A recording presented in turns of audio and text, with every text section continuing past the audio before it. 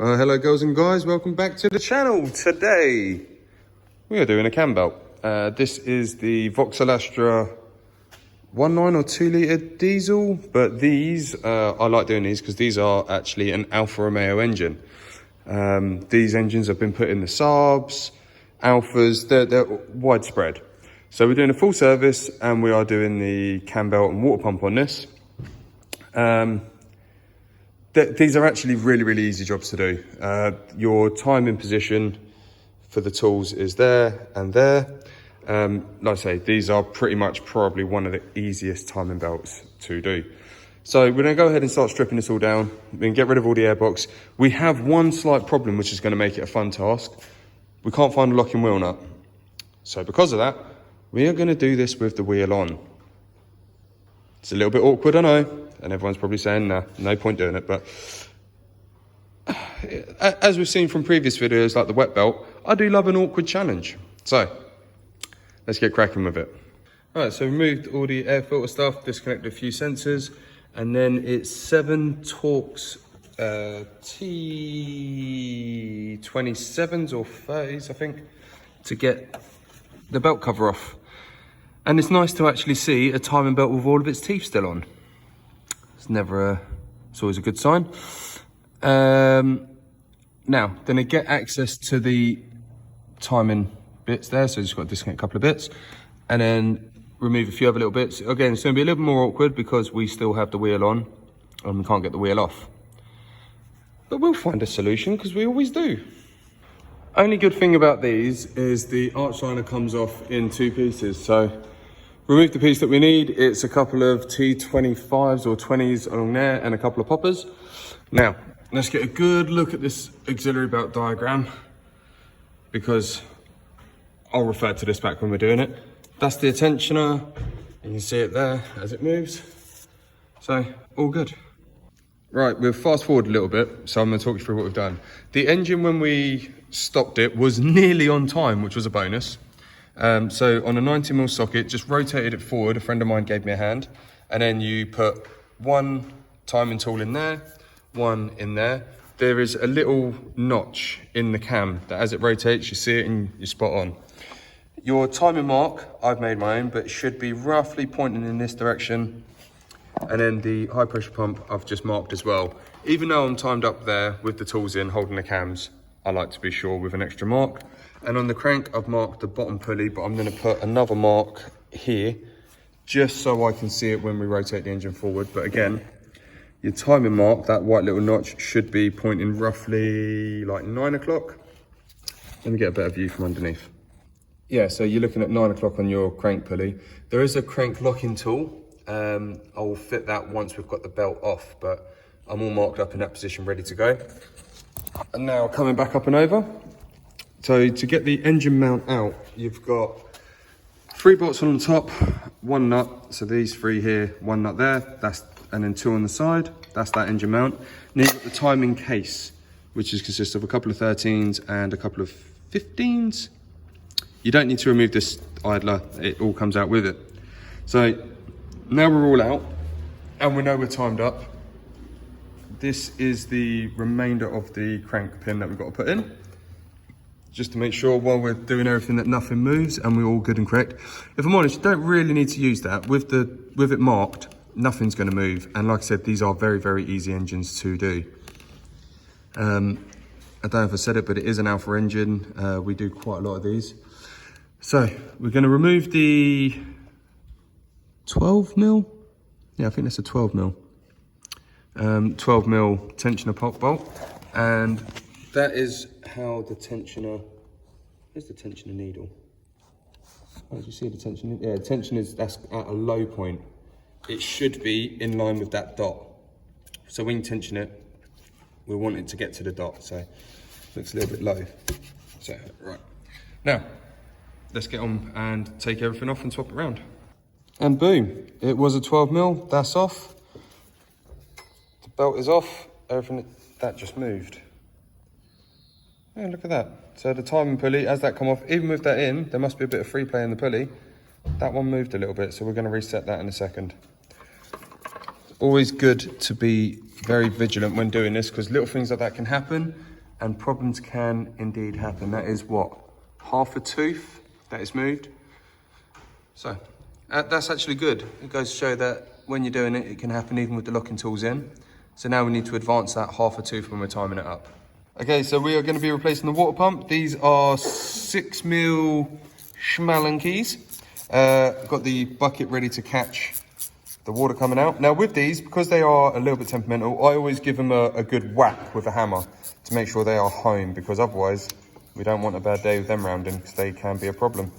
So 3 6mm Allen keys and get a bucket ready to catch the water. These need to be Loctited in as well. Okay, so while this is draining, what we're going to do in a second is clean up the mounting face for the water pump, because we want it to go back in clean. Put a new idler in. That is just finger tight. We still need to torque that up and get it up to spec. Now, moving on, we have the new pumps of water with a new gasket. Very good.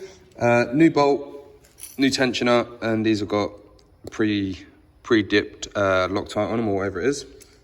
And then one other thing that we need to do, which is a must, is check the length of your belts, okay? Just put them around the pole, give them a little yank, make sure they're roughly the same length. I mean, you could count all the teeth, but let's be honest, no one's got that time in their life. So always check, because on these specific engines, there are more than one option of belt, and a lot of people do get the wrong belt when they order it and then find themselves in a sticky situation. So new belt is ready to go. So we're gonna clean up for the water pump. I'll put the tensioner on and then we'll start torquing everything down once it is finished draining. Might as well get cleaning while we're here though. So with the water pumps, new gaskets on. They line up notch to notch, and then you need to push the tabs down. I mean, this is basically self-explanatory, but you never know, people might ask the question. The face is clean. We are gonna refit. So, cleaned up all the bolts, water pump is on, they're nipped. According to Haynes, these are 25 Newton meters, so just gonna give them a little click and a clack. Make sure they are all good and tight. Well, as everything's all in, the water pipe's all done, I normally, at this point, fill it up with antifreeze to make sure that we don't have any leaks, because the last thing you want to do is put it all back together, fill it up with 50-50 antifreeze, ooh, bubbling up, and then find out that you've got a leak and you've got to take it all apart again. So, and plus, it gives the engine time to bleed on its own without too much mucking around when we eventually start it up. I don't know if other people do it. Interesting to know, actually. If any other mechanics watching this do that, let me know. Makes me feel that I'm not too weird. So, yeah, we've also done security dot marks to make sure everything's tight and correct. The idler is tightened up. I couldn't find a torque setting for it, so I did go with the standard double FT. I'm going to check on Haynes again just in case I've missed it, but we seem to all be dry with no leaks, so now it's tensioner and the belt and get it on time. That was a little bit tricky because this moved. I had too much slack on one side at one point. I've taken the belt off, put it all back on again, kept the slack on the tensioner side, which is where we're going to need it, and just manually with a swan neck 18 moved the cam pulley and put it in place. We are also nicely in line at the bottom as well. So I'm going to now put tension on the belt. Remember, we're going to bring that dot, the pin up to the dot, which you're going to see. I am going to need to do this off camera because I'm going to need two hands. Like a good friend of mine, Tony, said, I should invest in some sort of tripod or something to do this, because it'd be good for people to actually see how it's done instead of just saying, do it this way. So if anyone's got any good mobile phone or GoPro holders, please feel free to recommend them, because I do need something.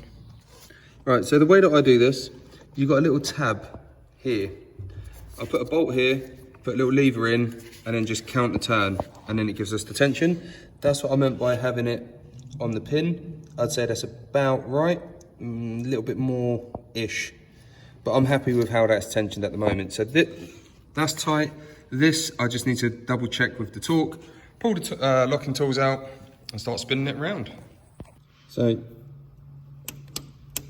nice little double check. 20 25 newton meters, 25 newton meters on the tensioner. Now it's time to remove the locking tools, which is a fairly easy scenario. So there's one. This one seems to be a little bit tight. Let's get a span off that one. She was just a little bit tight, like a tiger. So spin these out and I'll show you what I mean by the little notch. It's so close to the turbo, look. Difficult to get a turn on it. And it is turning forever. Well, this is going to be a boring part of the video, isn't it? Right, there you go, locking pin out. Now, you can just see where the shiny reflection is. That is a notch for that to fit inside, and it's at the front and at the back. Now, on some of these, if you're doing an Alfa, the fuel rail completely covers this one, which is annoying, and there have been cases of, because you can't get to it, as long as the front one's locked and then everything's marked, I mean, 9 times out of 10 you'll be all right. Obviously, don't take my word for it. Always do your own checks and be sure on yourself, but they can be all right like that. So now, I'm gonna double check my marks. Boom. Boom, good. Right, we're gonna spin it round. Now I need 2 hands again. That was fun. It is annoying still having the wheel on, but we've been around 3 times. I always like doing it 3 times because the injection pump always lines up on the 3rd. So let me get a torch. Alright, so I've put in the back pin, but I just want to show you. You can just about see there's a shiny lobe at the top where the locking pin should go. And I've refitted the back one and just fit this one so we can see. It's always good to see it being done. Turning forever. We know we're on point because all the marks that we made lined up, but it's good practice to make sure everything is lined up. It's quicker for me to use a spanner. So now we're happy, we're all there and lined up, we can start. Double check everything is tight by all means. Just go over, check the torques, there we go. So both tools are back in, good. Right, now the rebuild part. Alright, so little crank pulley on, auxiliary belt on. Thank God we did a video of the root because that's not quite on. Need to adjust that. Always comes in handy. Normally you could draw a little diagram, but we've got video technology now. It's nice and easy. We've done an oil and filter change on it as well. So let's just readjust this belt, put the covers on, and then fire it up. There we go. That's better. Right, arch liners. Okay, we're all complete down on the floor. Now I've taken it off the ramp because you have to press the clutch to start it. So that's a good sign. And 3, 2, 1.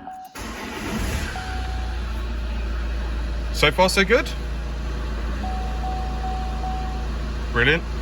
Low fuel, as always. Who brings their car in with fuel for work? Now we're going to check oil level and some other levels. Put the cover back on. Oh, manifolds appearing. Well, check number plate lights. Minor, we'll get to that in a minute. Okay, we've left it bleeding for a while. It's time for a quick road test. So, another job complete. This one is done. And again, guys, please like and subscribe to the channel because there will be some more silly stuff coming up.